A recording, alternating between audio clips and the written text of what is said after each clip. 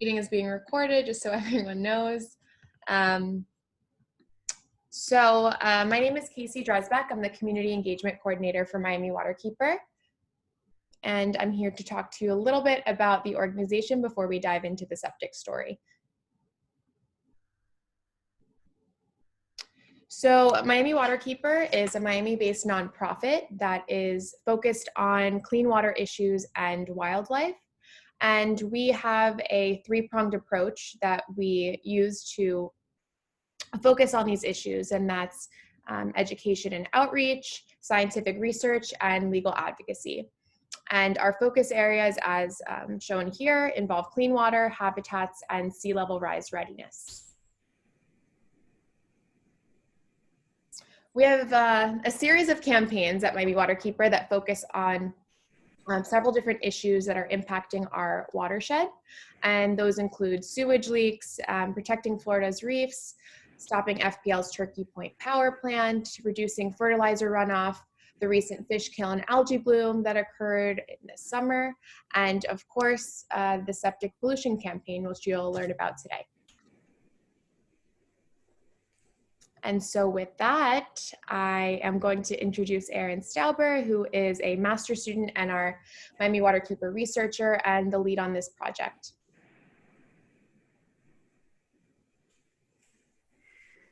Hello, everyone. Thank you very much, Casey.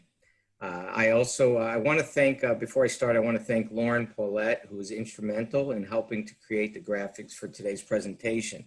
I also want to thank Miami Waterkeeper for the amazing work they do day in and day out in safeguarding our water.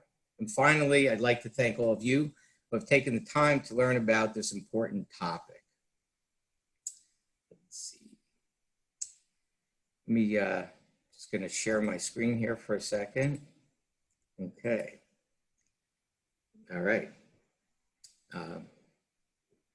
First, I'd like to start with a little bit of background on myself. And what I'm going to do is I'm going to walk through the entire presentation, and then afterwards we're going to do a question and answer period. So if you'd like to ask a question, I'd ask that you submit it in the chat, and then we'll come back to the questions afterwards. So I was born and raised in Miami. About 2 years ago, I decided to go back to school to get a master's of professional science in marine conservation at U of M's Rosenstiel School of Marine and Atmospheric Science. As part of my program, I was required to do an internship. So in January, I started with Miami Waterkeeper, and they asked me to do work on a project with them, advocating for the conversion of septic systems to sewer. And I said, great. There was just one problem. I didn't even know what a septic system was. So it turns out that I wasn't unique. Many people in our community don't really know much about septic systems either. As long as everything is going okay, they pretty much flush the toilet and they don't really think about where it goes.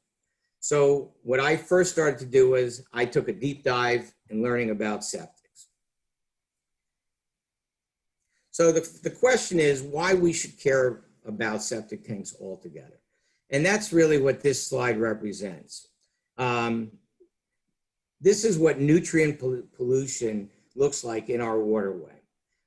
So basically what you see here is seagrass back in 2011 in Biscayne Bay, pretty much covered the entire area of the bay in that area.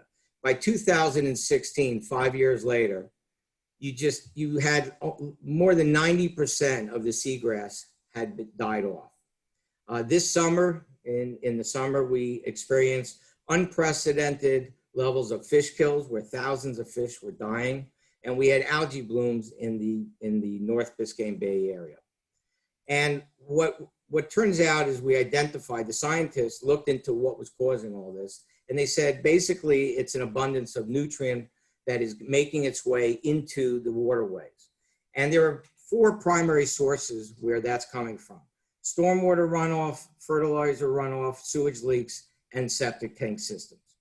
And we're going to discuss septic tank systems now tonight. So why septic tanks don't work here?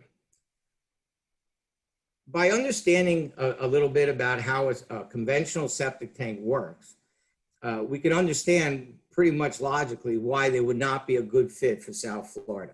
So here's a basic diagram of how a septic tank is supposed to work. You have a property that's either a house, it could also be a commercial property, and all of the waste that's produced in the property goes, if you have a sewer system, then it'll go out into a drain line and it'll connect into the sewer line, and then it'll be treated by the central plant.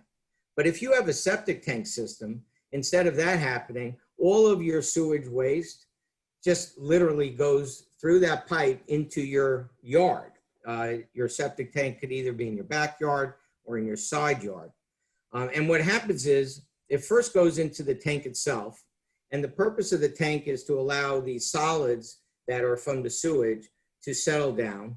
And then all of the liquid effluent then continues on into what they call a drain field. A drain field is essentially a series of PVC pipes with holes in it that allow the effluent, the liquid effluent, to percolate down through the soil.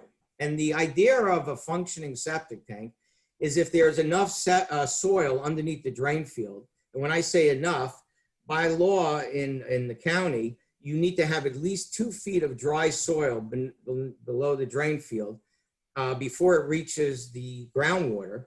And if you have enough soil, then there is a treatment that takes place, natural attenuation, and then the nutrient pollution that instead of going into the groundwater is effectively treated. The problem is that here in South Florida, that is not going to work. And there's several reasons why a septic tank does not belong here in South Florida. So number one reason is we've got a high groundwater table. And as I mentioned, you need at least 2 feet of soil, dry soil underneath the drain field for these things to work. And we simply don't have that. And actually scientists say that's a minimum is 2 feet. Really, you should have more than 4 feet of soil. And many areas in our county don't even have the 2 feet.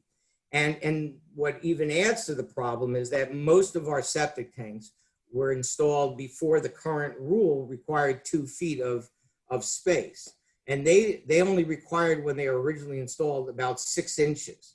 So they don't even have the minimum required by law today. The next reason that they don't work here is because we don't have actual soil underneath our ground. What we have is we have porous limestone bedrock. What that is basically coral. So if you've been to Coconut Grove and you see some of the historic homes there, you can actually see what coral is. Coral is not soil, it's not dirt, it's hard rock with holes in it. And so the problem there is that all of the sewage, instead of it percolating slowly through the soil, actually ends up just pouring straight through into the groundwater, and all of the nutrients that are in there make its way directly into the water. The next problem is that we're close to the coast. What that means is that whenever there's sea level rise, that directly translates into higher groundwater. You know, if you were further inland, that would not be the case. And we also have these septic tanks were put in a high urban density. What that means is by code today, you're supposed to have at least 15,000 square feet of property for each septic tank. Many of our septic tanks were put on smaller lots that are less than 10,000 square feet. Some are as small as 5,000 square feet. So the combination of these factors create a situation where instead of it treating these nutrients before it gets into the groundwater, it simply doesn't treat it. Give me a moment here. So now the next question is, how long have we known about this?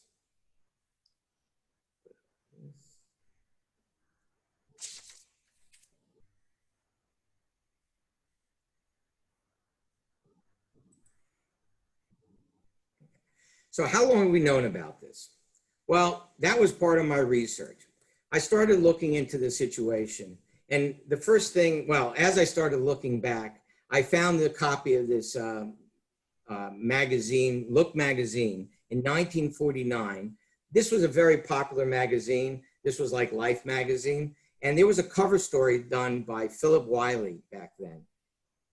And he did an expose. It was called Florida Polluted Paradise.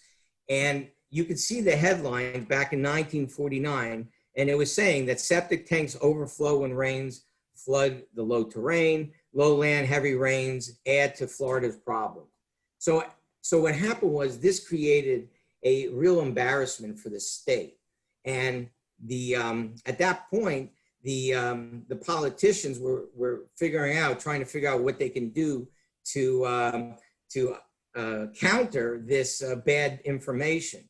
Well, it took them 20 years to actually, and they still didn't do anything.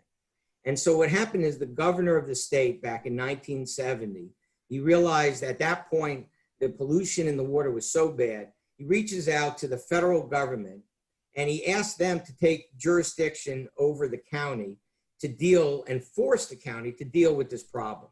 And so they go ahead and they have a conference, a 3-day conference back in 1970, and they mandate that Miami-Dade must clean up its pollution.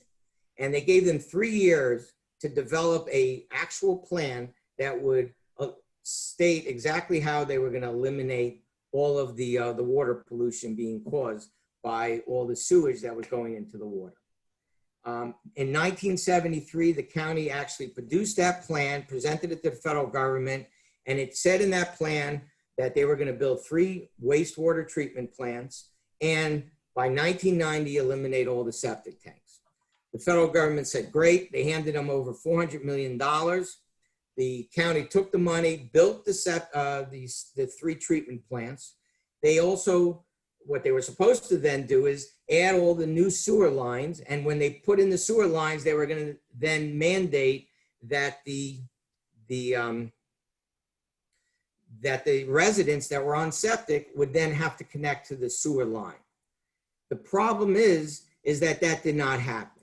And so even though they got the money and they built the plants, they built the sewer lines, but they never ended up following through and mandating and getting all the citizens that were on septic to connect to the sewer line. And as a result of that, now in 2020, we're dealing with the results of that. And now let's talk about the extent of the problem. So we've got 120,000 septic systems currently. And of these, 45,000 of them are located in the area that's proximate to the North Biscayne Bay area that's experiencing the seagrass die-off and the fish kills. So these little orange dots on this, each one of those is a septic tank system.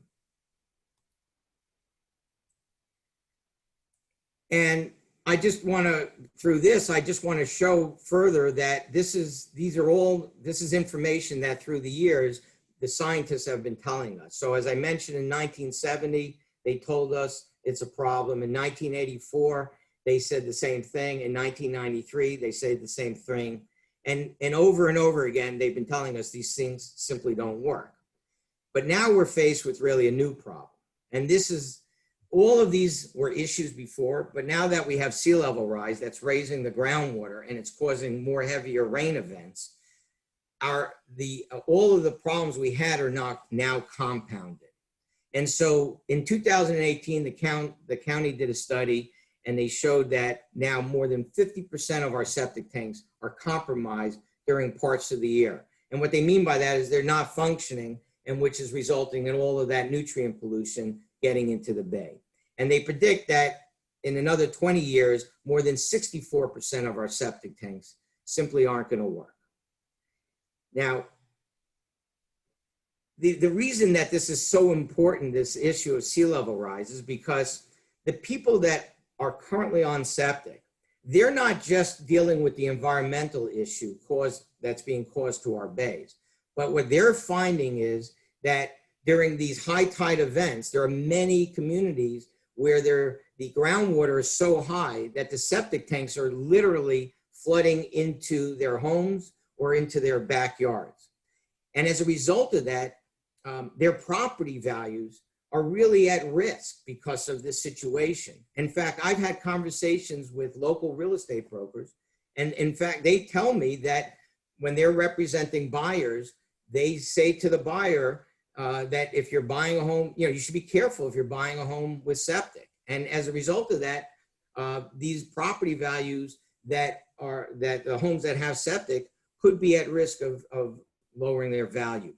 So in particular, people that have septic tanks really should be at the forefront of a campaign to advocate for the political leaders to do something about this. And that's important because an individual owner on septic cannot make a decision to just simply connect to the septic system. It has to be a community-wide effort in order to do that. So it's really important that they get involved in a campaign to advocate for a community-wide conversion of septic to the sewer. So we've discussed this. Now let's talk about what we can actually do about this. So the cost, unfortunately, for converting 120,000 septic tanks to sewer, they've estimated somewhere between $3.5 billion to $4 billion. And that's a lot of money. So what we've been discussing in Miami Waterkeeper is actually seeing if we can do this more, attack it more in a phased way. And so therefore we developed certain immediate goals, mid-range goals, and long-term goals to address the issue. Now, obviously the long-term goal is to eliminate all of the septic systems in urban Miami-Dade County. But what should we be doing and focusing on in the short term?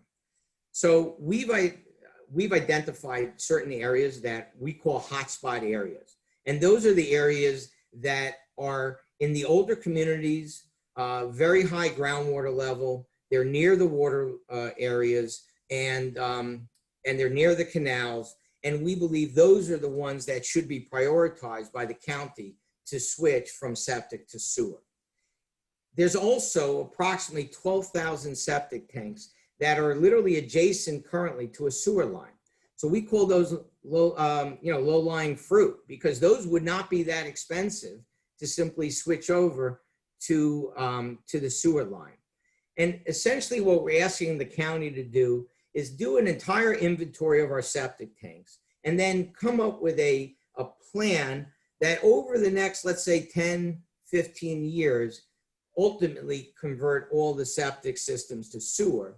But in the short term, deal with the things that we need to deal with so we can immediately attack the nutrient pollution problem that's literally killing our bay.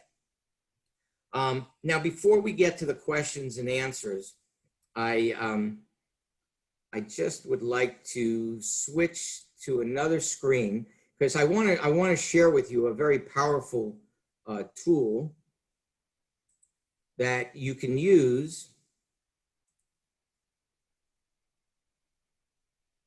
Hang on. That you can use by, to, hang on a second, I'm not able to do this. I'm not sure I'm going to be able to do this.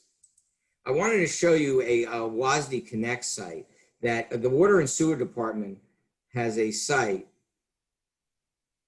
that allows you to actually look for and find whether you're on septic systems or not. Oh, here we go. Okay, let me see if I can do this. Bear with me. Okay. So this is a site, it's called WASD Connect, and we're putting a link for the site in the chat so you can look at this yourself.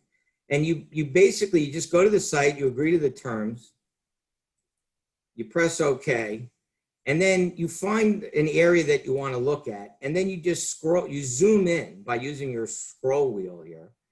And as you get closer in, you're going to start seeing certain symbols start filling the screen like that. And if you go to the legend, it'll show you what they mean.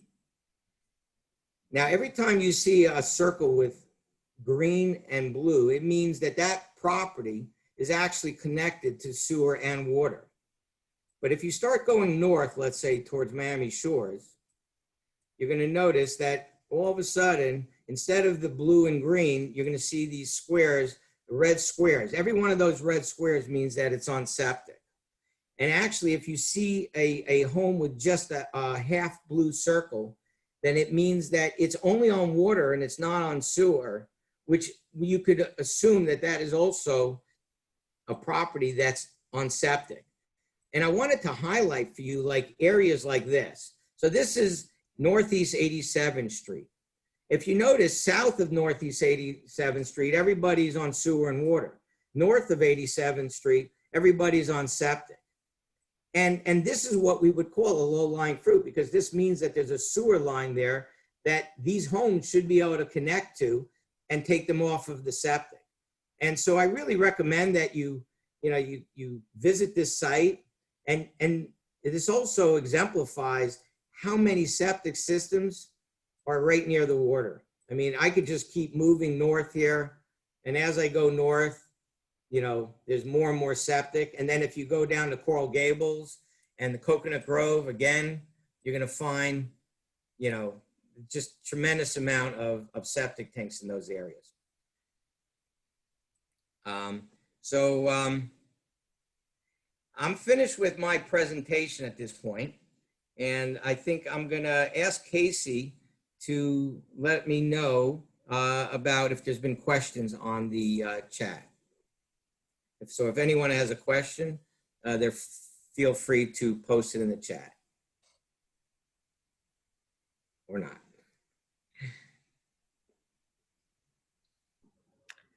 Just waiting for questions.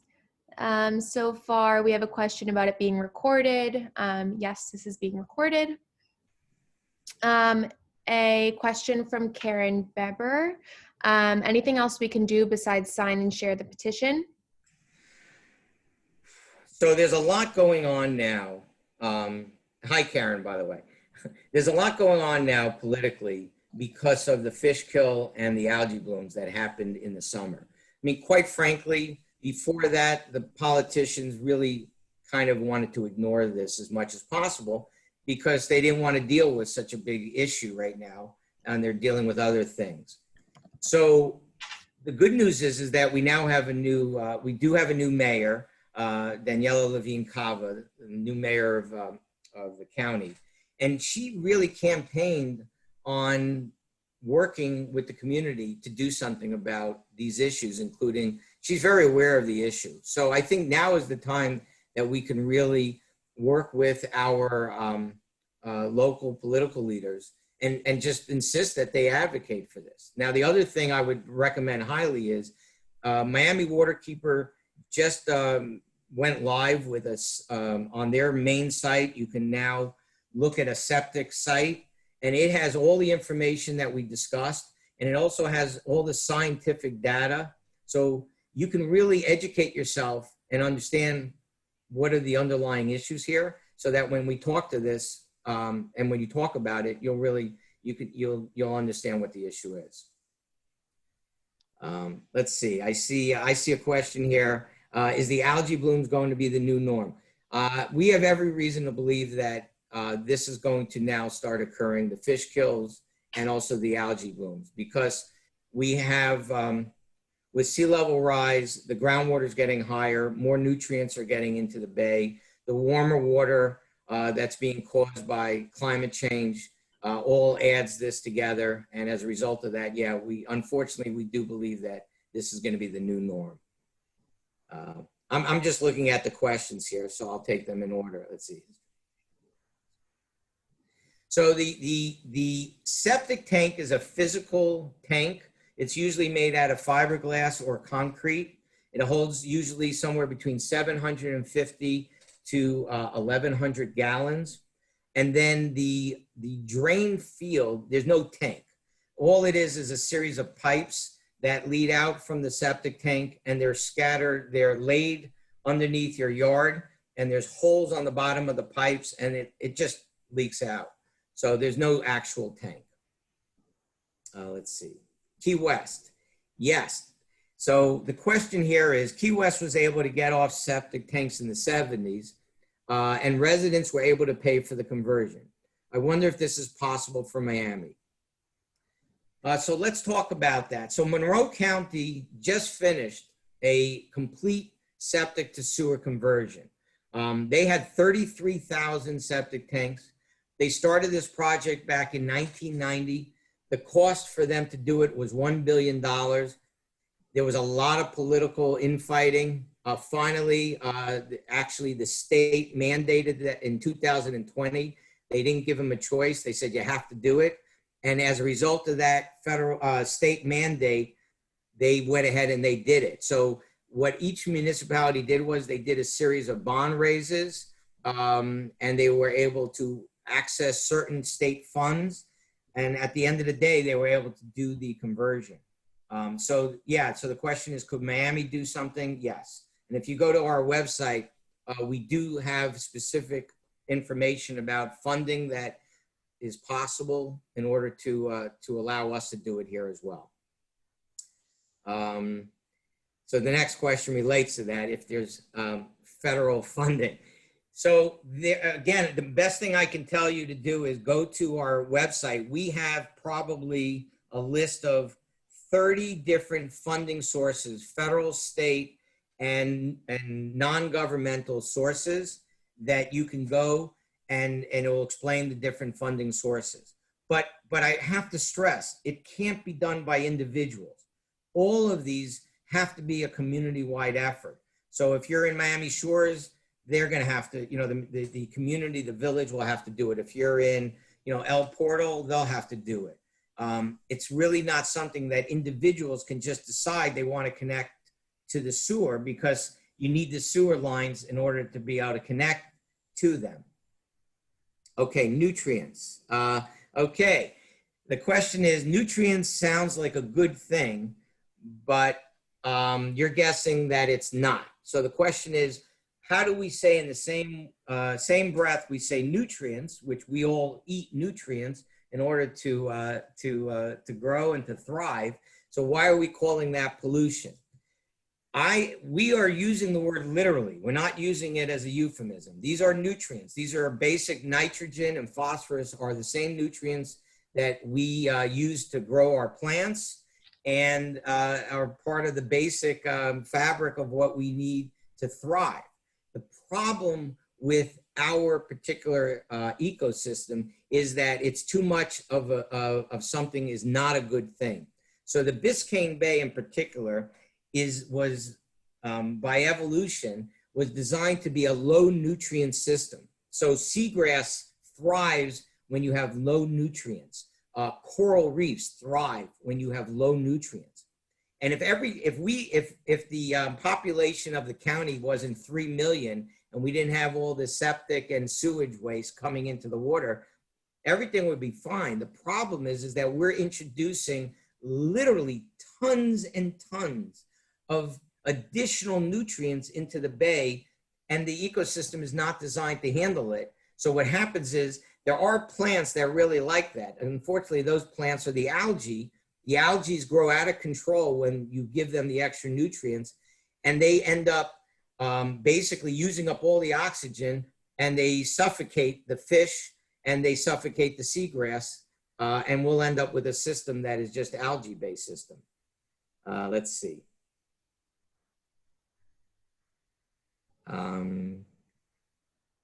So the question is about Miami Shores.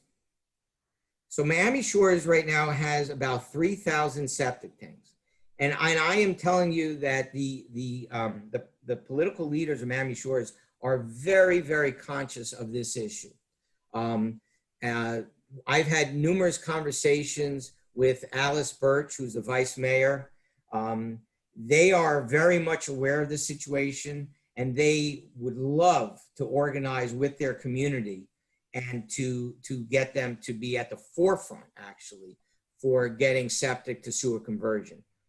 They recognize this not just as an environmental issue, but they also recognize that it's going to really severely impact the values of the homes in their community that are on septic. Let's see.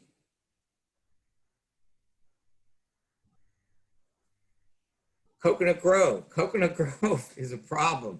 So Coconut Grove, the north part of Coconut Grove, when you get to the commercial area, that's, if you go to that WASD Connect site, and I really encourage you to do that, and you'll just find out so much that will be mind-blowing when you see that. But so the commercial area of Coconut Grove is already on sewer. The problem is that as you go south, it's not. And unfortunately, those are the areas that are closest to the bay and have very low elevation. And so there are members of that community that are actively involved with the city of Miami, and I try to really do something with regard to that. So I encourage people in the city of Miami, reach out to your commissioners and to the mayor because they're aware of the issue and they really do want to do something about it. Let's see. Casey, did I cover all of the questions that are out there? Let's see. I'm chatting them to you.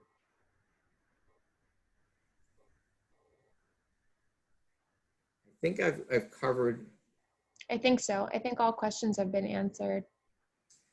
Okay. Well, again, I guess I want to thank you, but really all I wanted to accomplish tonight is to tell you that this is something that we really have to focus on.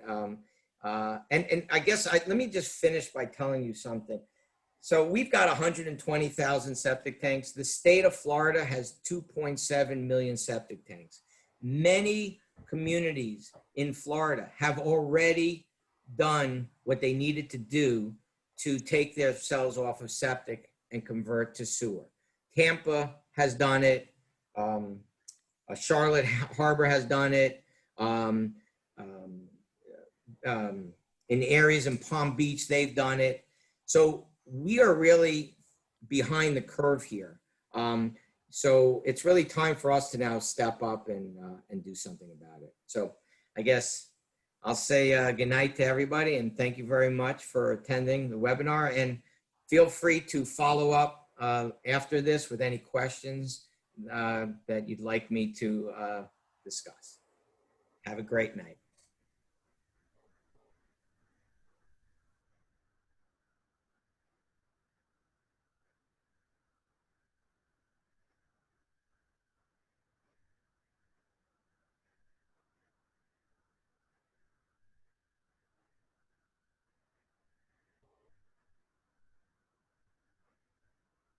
You're getting a lot of thank yous, Erin. Great information. You know, so I didn't mention it, but definitely go to the Waterkeeper site and sign the petition. So whoever's still listening, that's definitely something we dropped the petition link in here a couple of times. Okay, perfect.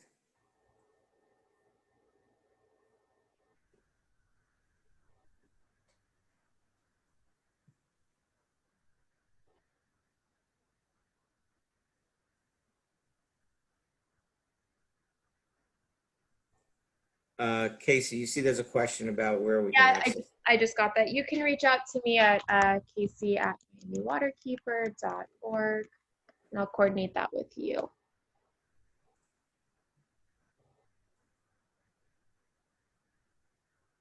Of course.